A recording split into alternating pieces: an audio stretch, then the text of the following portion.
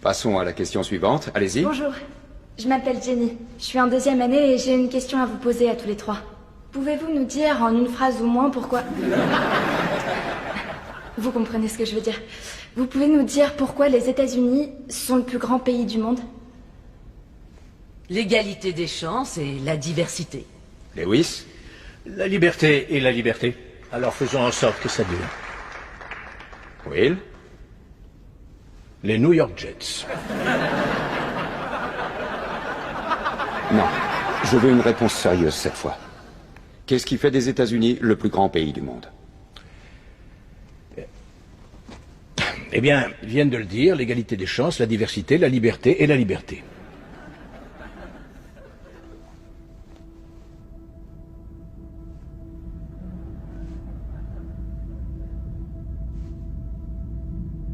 Je ne vous laisserai pas reprendre votre avion tant que vous n'aurez pas répondu.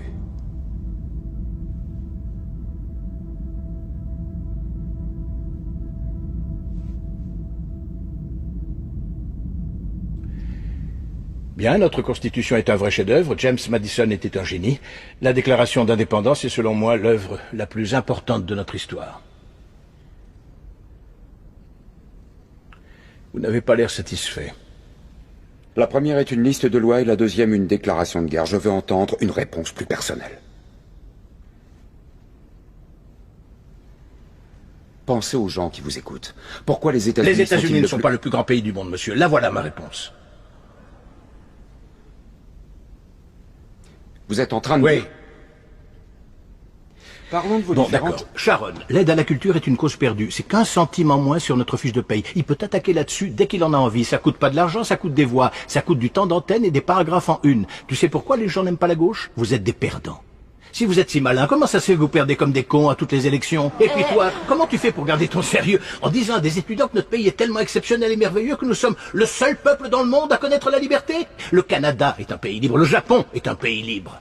L'Angleterre, la France, l'Italie, l'Allemagne, l'Espagne, l'Australie et la Belgique sont des pays libres. Parmi les 207 États souverains qu'il y a dans le monde, 180 d'entre eux sont des pays libres. Enchaînons. Et toi, la fille à papa, écoute, juste au cas où tu t'aventurerais accidentellement dans un bureau de vote, il y a certaines choses qu'il vaut mieux que tu comprennes. Par exemple, qu'il n'y a absolument aucune preuve qui atteste que les États-Unis sont le plus grand pays du monde. Nous sommes 7e en ce qui concerne le taux d'alphabétisation, 27e en maths, 22e en sciences, 49e en espérance de vie, 178e en mortalité infantile, 4e en force de travail, 3e en revenu médian des ménages et 4e en exportation. Nous sommes premiers dans seulement 3 catégories. La proportion de citoyens incarcérés par habitant, le nombre d'adultes qui croient que les anges existent et les dépenses militaires qui sont plus élevées que celles de 26 pays suivants cumulés, dont 25 sont nos alliés. Alors bien sûr, rien de tout ça n'est la faute d'une jeune étudiante en journalisme.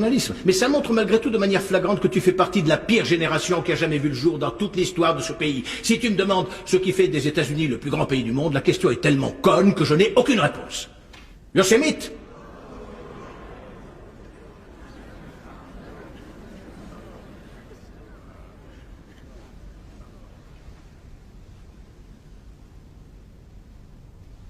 On l'a été autrefois.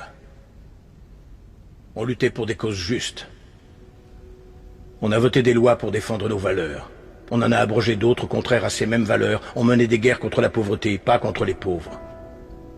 On n'hésitait pas à se sacrifier et à épauler nos voisins. On joignait le geste à la parole et on ne se montrait jamais orgueilleux. On a bâti de grandes et belles choses, inventé des technologies que personne n'aurait cru concevables. On a exploré l'univers, guéri des maladies incurables, donné naissance aux plus grands artistes et à la plus grande puissance économique du monde.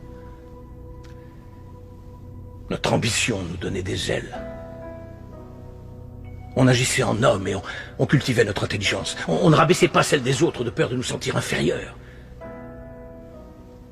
On n'était pas défini par la personne pour qui on avait voté aux élections précédentes, et on n'avait pas aussi peur.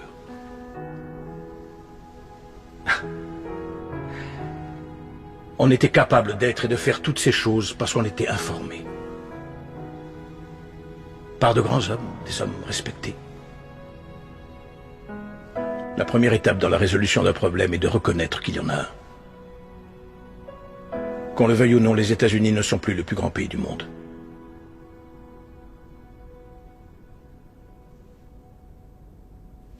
Ça te va ?